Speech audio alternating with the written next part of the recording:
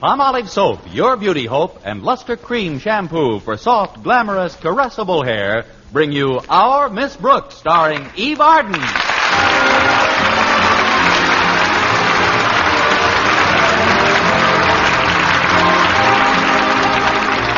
Our Miss Brooks teaches English at Madison High School, and what with the overcrowded classrooms and a rather rigorous schedule, has had a pretty busy time during the past semester. But not busy enough, evidently, to suit Mr. Osgood Conklin, Madison's beloved warden, a principal. Just recently, Mr. Conklin organized a school banking system. And who do you think was selected for the honor of handling this noble project at no increase in salary? Well, it wasn't Barney Baruch. I've had to take care of all the records single-handed. Oh, I'm not complaining. I think it's admirable for people to be saving and frugal, especially if you've got something to save. But I didn't count on the complications that set in last week. It seems that after school Thursday, I had $25 of the students' money in an envelope, which I placed on the dresser in my room at Mrs. Davis's. I intended to deposit it Friday morning and had asked Mrs. Davis to wake me at the usual time. I was sleeping very heavily when she knocked on my door. Connie? Oh, Connie. Connie, are you in there? No, I'll be back in 15 minutes. Come on now, Connie. You've got to get up. Oh, why? To go to school. I graduated from school a long time ago. Well, not such a long time ago. Before you do anything else, dear, I want you to see the surprise I've got for you here in this box. In this box? Go on, open it, Connie. Well, I don't understand, Mrs. Davis. It isn't my birthday or anything. Why, it's a dress. Oh, you shouldn't have done it, Mrs. Davis. Oh, sure I should have. No, you shouldn't. Yes, I should. I bought it with practically found money. Found money? Yes, I found it on your dresser yesterday. I knew that you'd left it for me to cover the back rent you owe. But frankly, Connie, I didn't expect it so soon and so... Mrs. Davis. Yes, Connie. You shouldn't have done it. But why not? Don't you like the dress, Connie? Sure I like the dress. I love the dress. But will the district attorney care for it? What district attorney? Well, don't you see, Mrs. Davis, that wasn't my money. I was going to deposit that for the students. And today also happens to be the day Mr. Conklin inspects my bank records. That is a coincidence, isn't it? Yeah, the happiest coincidence since Frankenstein met the Wolfman. Look, I know you meant well, and I hate to hurt your feelings, but really... Oh, you won't hurt my feelings, Connie. I'm a lot like my sister Angela that way. She just refuses to harbor bad thoughts. That's very nice, Mrs. Davis, but from what you've told me about Angela, sometimes she doesn't harbor any thoughts at all. Yes, she is terribly absent-minded, poor dear. But sometimes that's for the best. What's for the best? What's for the best for who? If you'll punch my transfer, I'd like to get off here. You see, Mrs. Davis, I've got a big problem today. That money that paid for that dress didn't belong to me. It didn't? I've already told you, Mrs. Davis, it was part of the students' savings. Oh, Connie, then you shouldn't have done it. I didn't do it. You did it. Ignorance of the law is no excuse. Oh, this is terrible. Let's see that box again. Oh, you got the dress at Sherry's department store. Maybe they'll take it back and refund the money. You see, Connie, I thought you left the money for the back rent you owe. And so I know you did, just Mrs. Davis, and I appreciate the thought more than I can tell you. But if you'll excuse me, I've got to get ready now. Walter Denton's picking me up in a few minutes. Oh, did you have another accident with your car, Connie? Just a slight collision with a new Hudson, Mrs. Davis. What happened? Well, you know the ad they have? Hudson, the car you stepped down into? Yes. Well, this one I drove down into.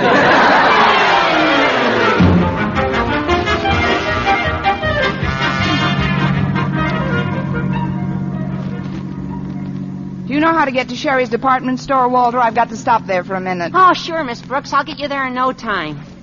By the way, how do you like the car today? The car? Oh, it looks fine, Walter. I polished all 4 fenders the other day. Well, I'm sure that'll improve the appearance of... What fenders? You haven't got any fenders on the car at all. Oh, of course not. They're home in my garage. I only put them on weekends. Weekend? Well, sure. Even people don't dress up every day in the week. I see. No sense in hitting a sloppy pedestrian with a natty car. Exactly. You know, human beings are a lot like cars if they only stop to think about it. Take yourself, for instance. The way you look this morning. I know. Stanley Steamer. Yeah, I'm only trying to be helpful, Miss Brooks. You look a little worried about something. Is there anything I can do? Nothing I can think of offhand, Walter. Just keep it under your hat. You keep what under my hat? The information you're going to worm out of me by the time we get to Sherry's. Oh. Well, what is the information? It's about the school banking system. Oh, that. I know that's a big pain in the neck to you, but that's nothing to get depressed about. Gosh, did you see the papers this morning? No, I didn't get a chance. Well, you ought to read the story in the bulletin. Oh, that'd cheer you up. It's all about a woman embezzler who was caught stealing $19,000 from the Federal Trust Company. They just gave her 10 years in the clink. I feel better already. Well, she didn't even get a chance to spend any of the dough she embezzled. I guess honesty's the best policy after all. Wish I'd taken out a policy like that. And right in the same paper is another story that'd make you glad just to be working at school, Miss Brooks. It's about conditions in the state reformatory for women. No good, huh? Deplorable. Oh, they make the poor inmates mop the floors all day long. And if they haven't got any mops, which they usually don't have because they're so short of everything, why, then the women have to mop the floors with their hands. How awful. Oh, here's the store, Walter. Drive up in the back, will you? That's the quickest way to get to the basement. Basement? Certainly. That's where they keep the mops, isn't it?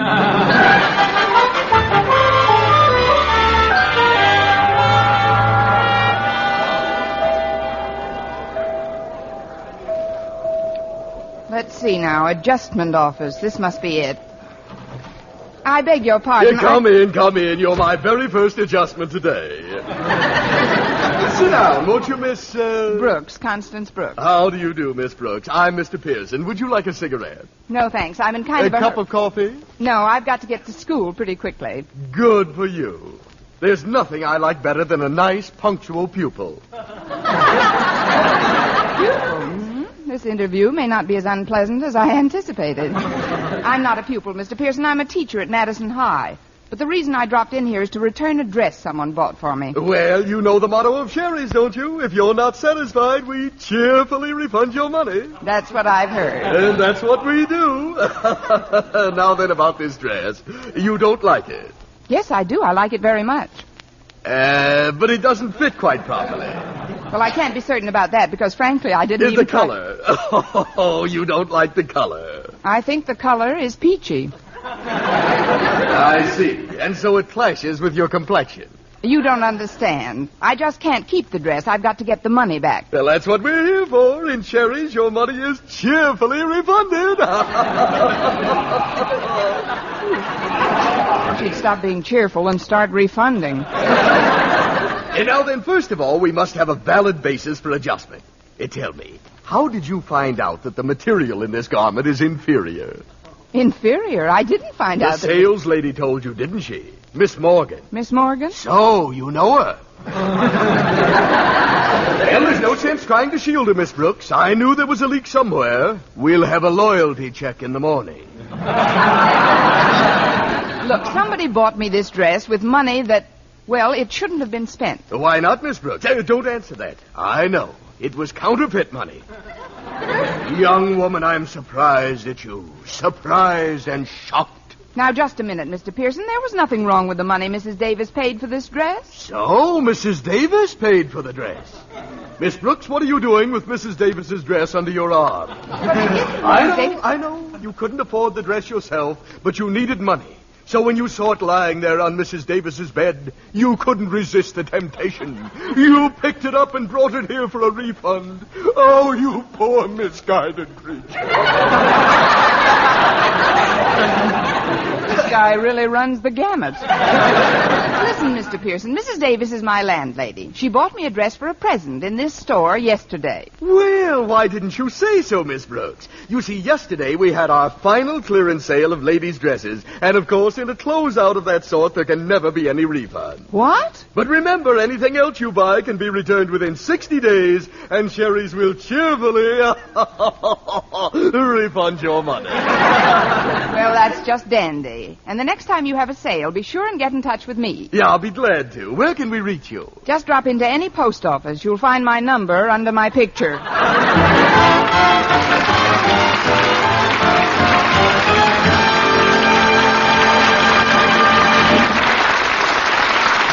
Our Miss Brooks, starring Eve Arden, will continue in just a moment. But first, here is Vern Smith. Ladies, what's your complexion problem? My skin's so dingy. Mine's oily. My skin's dull, coarse-looking. Doctors have proved that many complexion problems respond wonderfully to proper cleansing with Palmolive soap, regardless of age, skin type, or previous beauty care. Oily skin looks less oily. Dull, drab skin fresher and brighter. Coarse-looking skin appears finer. Even tiny blemishes, incipient blackheads disappear or improve.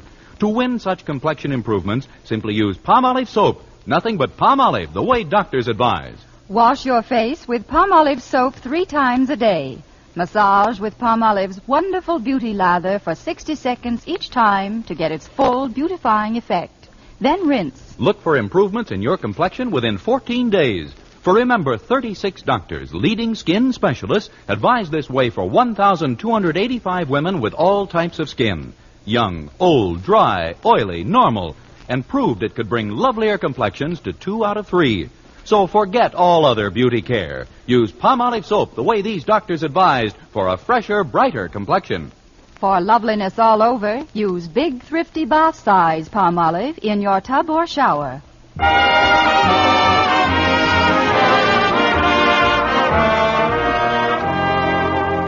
Well, Sherry's department store lived up to its reputation by refunding the dress and cheerfully keeping my money. In a way, it's a good thing I had the extra dress with me, because when we got to school, I stepped out of Walter's car and right through the hem of the dress I had on. Well, knowing I had to face Mr. Conklin, I felt pretty panicky. It's bad enough to have your spirits dragging without having your hem down there, too. But I finally hit on a pretty good scheme. Between classes, I dropped into the domestic science room to have my old dress patched up and to try and sell the new one. Excuse me, Miss Atterbury, but I wonder if you could help me out. Oh, it's Miss Brooks. Well, come in, dear. What can I do for you? Well, I tore the hem of this dress I've got on, and I'd like to get it fixed up. I'll do whatever I can. Some of these sewing machines are in pretty bad shape. There's one old singer here that hasn't worked for weeks. That's too bad. Maybe you could teach him to dance. Or sew the seam by hand. Let's see that hem now. Pretty bad rip. Take quite a while to fix it. Well, then maybe I'd better slip on this other dress till you're done. I'll just step behind this screen here and take this one off. Oh, there. You got it? Yes, I'll start stitching it up right away. Good. I'll certainly appreciate it, Miss Atterbury. Well, I've got this one on. How do you like it? Why, it's lovely, Miss Brooks. I wish I had one like it. You have, Miss Atterbury. I've decided this dress is not my type, so you're welcome to it for $25. Only $25? That's a steal, Miss Brooks. Let's use another word, shall we? Now, if you'll excuse me, Miss Atterbury, I've got to get over to Mr. Conklin's office. All right, Miss Brooks, and I'll have your other dress all fixed when you come back. Then we'll try the new one on me. Of course, I weigh 186, but I hope I can get into it. Just have the $25 ready. You'll get into it. Oh, one thing, Miss Atterbury. Yes? While I'm gone, try and lose a few pounds.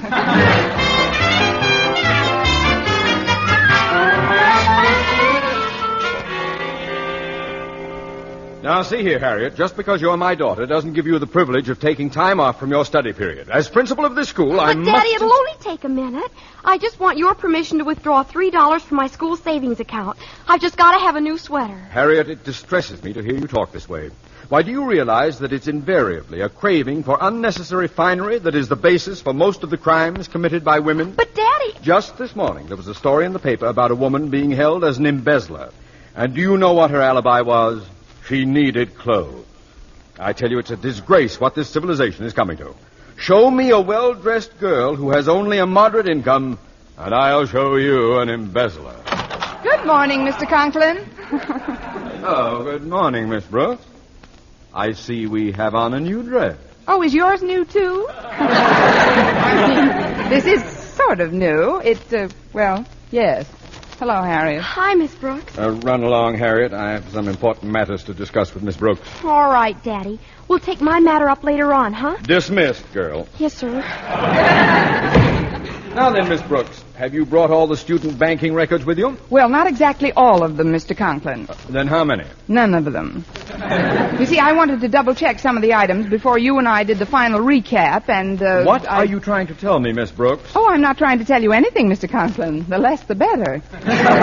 You see, there's one more deposit I've got to make today before the records tally. Very well, Miss Brooks. I'll wait until lunch period. We'll have a long lunch period, Mr. Conklin. It may take me quite a while. To do what, Miss Brooks? To start a pyramid club. See you later, Mr.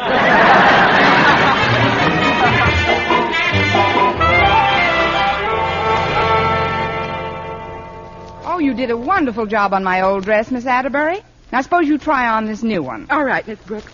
But I'm so much heavier than you, I hope I can get it on. Oh, you'll get it on easily. I have to smear you with butter. Now, off with the old, and on with the new. Lift your arms. That's a good girl. Now, down over your shoulders. Fine. Past your waist. Good. Now, past your... There. Oh, it fits you like a glove, Miss Atterbury. Feels like I'm standing in the pinky. Well, close the zipper along the side. The zipper? All right. Oh, it won't move. Oh, nonsense. Take a deep breath. Now hold it. Oh, there we are. When can I breathe out? Oh, don't be a child. You look lovely in it, Miss Atterbury. Thanks, Miss Brooks. But I can't hold my breath any longer. What happened? Nothing much. The zipper just returned to at ease. You know, that's what I like about this dress, Miss Atterbury. It brings out the real you. Gods of you. I guess we will have to alter it a little, but if you'll just give me that $25 now, I'd like to go and make... Just a minute, Miss Brooks. I don't know if I want to buy this dress right now. Here, let me take another deep breath. The latest thing, plunging necklines. You know, the fashion experts say that necklines are going further south every year. I know. Of course, this one's on its way to Mexico City. I'm sure the dress can be made to fit and you. I'm sure it can't, Miss Brooks. We just weren't made for each other. Help me get it off, will you? All right, Miss Atterbury, but you're overlooking a great buy. After all, breathing isn't everything. There you are. I've got an idea. Why don't you dye the dress? Dye it? What color? Flesh color. Then you wouldn't have to worry about the zipper. No, I guess not. Oh, there's the lunch period. I've got to hurry over to Mr. Boynton's laboratory. Oh, did Mr. Boynton invite you to lunch, Miss Brooks? That's why I've got to hurry. He's just going to.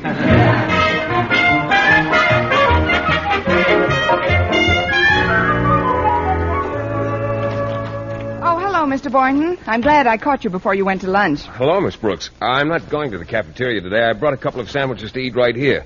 Would you like one of them? Oh, I don't know, Mr. Boynton. I don't like to take Oh, your... go ahead, Miss Brooks. They're very good. Well, thanks. And they're only 30 cents apiece. Here's 15. I'll just eat the bottom half. You know, I really should be in Mr. Conklin's office right now with the school banking records, but frankly, I'm a little shy. Well, that's one of the reasons I like you, Miss Brooks. I don't mean bashful shy. I mean come to the station house shy. I don't understand, Miss Brooks. Is there something wrong? Nothing serious, Mr. Boynton. Do you think you could ever love an embezzler? I never have.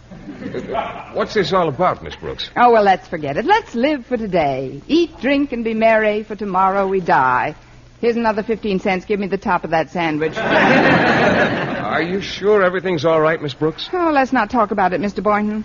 Tell me, why are you eating in the lab? Cutting down on expenses? Well, sort of. I've been a little short all month. You too? Well, I'll be solvent again this afternoon. Mr. Conklin's buying a sport jacket of mine. It's one that was sent to me for Christmas, and he just insists on my selling it to him. Says he wants to wear it to the faculty masquerade ball next month. Masquerade ball? What kind of a jacket is it? Well, it's green suede. Mr. Conklin's going as Robin Hood. Oh, he's a natural. What's he giving you for it? About $25. Gee, I'm glad I dropped in today. It's good to see you, Mr. Boynton. Well, thanks, Miss Brooks. What are you going to wear to the masquerade, Mr. Boynton? Well, I don't know. I haven't made up my mind yet. You only think you haven't made up your mind yet. Mr. Boynton, I happen to have in this box the ideal costume for you. Oh, but Miss Brooks, Let me unwrap it for you. Now, tell the truth, Mr. Boynton. Who always wins the grand prize at fancy dress affairs? Men who dress as women. Men who dress as women. You're so right, Mr. Boynton. Now, take your jacket off. But I don't Now, want... that's a good boy. Just slip this dress on for size. Oh, but Miss Brooks, I'll never be able to get into If it. Miss Atterbury could get into it, you can get into it. Now, come on, right over your head. Just straighten it out. There. Oh, I feel ridiculous, Miss Brooks. Why, it looks lovely on you, Mr. Boynton. And I'm going to let you have it very reasonably. But it's so tight. Well, naturally it's tight now, but that's easily corrected. It'll fit you perfectly when you've got the proper foundation garment on. Foundation garment? Oh, excuse me, Walter and I were just... Oh, hi, Miss Brooks. Hello, Harriet, Walter. We were... Who's your friend? What a bill! Walter, please. It's Mr. Boynton. Mr. Boynton? I'm just trying on a masquerade costume. Oh, I see. Well, the reason we were looking for you, Miss Brooks, was to tell you that Daddy wants to go over those school savings records right away. I know he does, Harriet, but I haven't been able to make a certain deposit yet. However, as soon as I sell this dress to Mr. Boynton... Oh, I'm afraid I can't buy this, Miss Brooks. It's just not my type of costume. Oh, but Mr. Boynton, it Wait a minute, Miss Brooks. If Mr. Boynton doesn't want the dress, maybe my mother will buy it. I know she's been saving up for one. Really, Harriet? Do you think she'd like it? Why, I think so. Would you mind modeling it for me, Mr. Boynton? Modeling it? You know, walk up and down with your hand on your hip. I had to do that once when I first joined a fraternity. No, but this is absurd. Please, Mr. Boynton, just a few steps. Well... A pretty girl is like a melody that haunts me. There you are, Miss Brooks. Oh, hello, Mr. Conklin. Hi, Mr. Conklin. hello, Mr. Conklin. Hello, Miss Boynton. Now then, Miss Brooks, I have been expecting... Mr. Boynton! I was just trying it on for size, Mr. Conklin, but... I know this is a biology laboratory, but what kind of an experiment is this? Just for the masquerade, Mr. Conklin. I don't want to hear any more about it. I presume you still haven't prepared the school savings records yet? No, I haven't, Mr. Well, Conklin. I'll be tied up for the rest of the day, but bring them to my home immediately after school. And they'd better balance. Let's see now, where were we? Oh, yes. She will leave you and then come back again.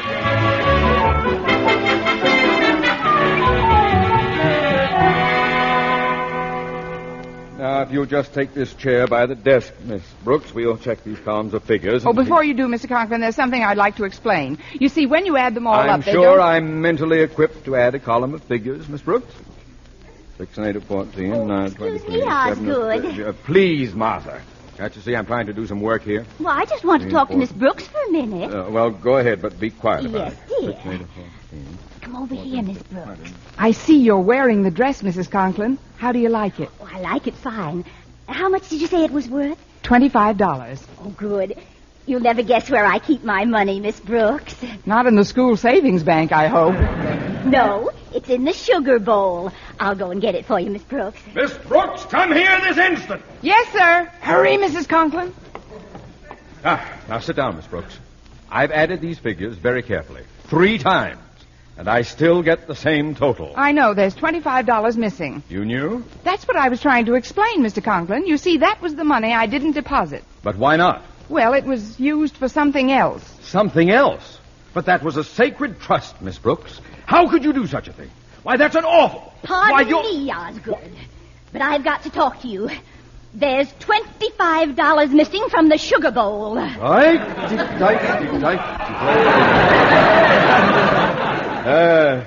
From the sugar bowl? Only you and I knew that money was there, Osgood. Well, you see, dear, my check isn't due for 2 weeks, and I want that money, Osgood. I want it now. But She wants the dough, Osgood, and she wants it now. See? What? Well, I mean, not just anyone can play in the Sugar Bowl. You've got to be invited by the Southern Conference. Of course, this year the Rose Bowl. I'll get it. Oh, come in, Mr. Boynton. Oh, hello, Mrs. Conklin. Oh, good afternoon, Miss Brooks. Hello, Mr. Boynton. Well, here's that jacket, Mr. Conklin. I must say it's a good buy for only $25. Jacket? I meant to call you about that, Boynton. I've decided against buying anything for myself. I want to surprise Mrs. Conklin with a little gift. A new dress. Surprise! How much is this dress, my dear? $25. I just happen to have that amount on me. Here you are, my dear. Thanks. Here you are, my dear. Thanks. Here you are, my dear. Thanks. The books are now balanced. Oh, just a minute, Mr. Conklin. Let me have 50 cents of that money. Here you are, Mrs. Conklin. But, Miss Brooks, what's the 50 cents for? Get yourself a mousetrap for the Sugar Bowl. Eve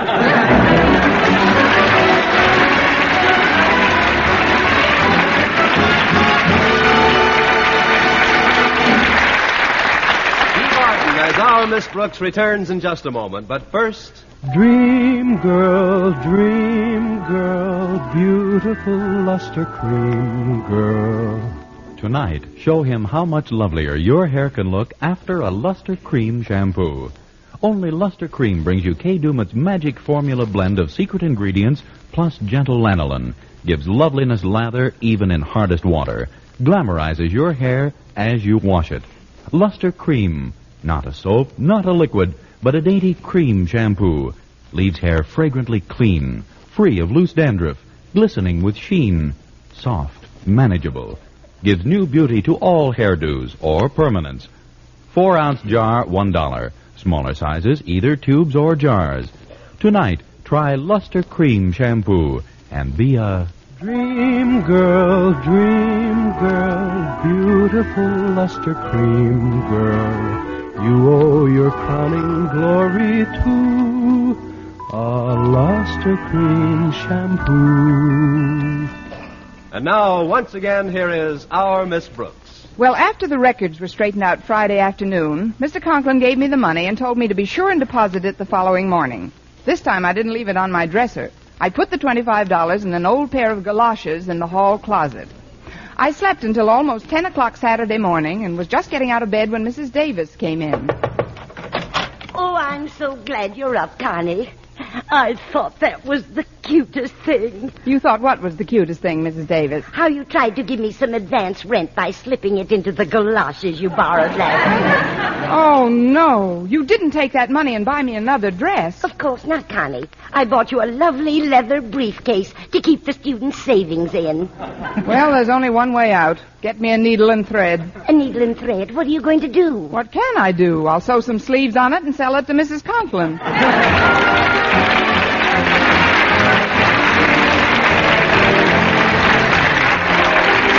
Tune into another Our Miss Brooks show brought to you by Palmolive Soap, your beauty hope, and Luster Cream Shampoo for soft, glamorous, caressable hair. Our Miss Brooks, starring Eve Arden, is produced by Larry Burns, written and directed by Al Lewis, with music by Wilbur Hatch.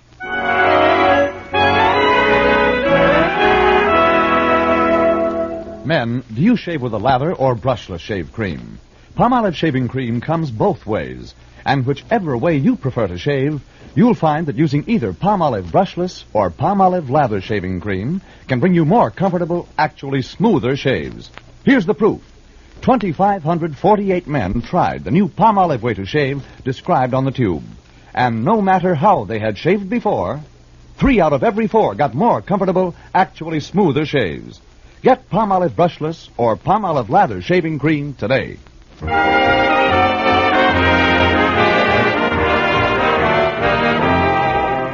For mystery liberally sprinkled with laughs, listen to Mr. and Mrs. North, the exciting, fun-packed adventures of an amateur detective and his beautiful wife. Tune in Tuesday evenings over most of these same stations. And be with us again next week at this same time for another comedy episode of Our Miss Brooks. Bob Lamont speaking. This is CBS, the Columbia Broadcasting System.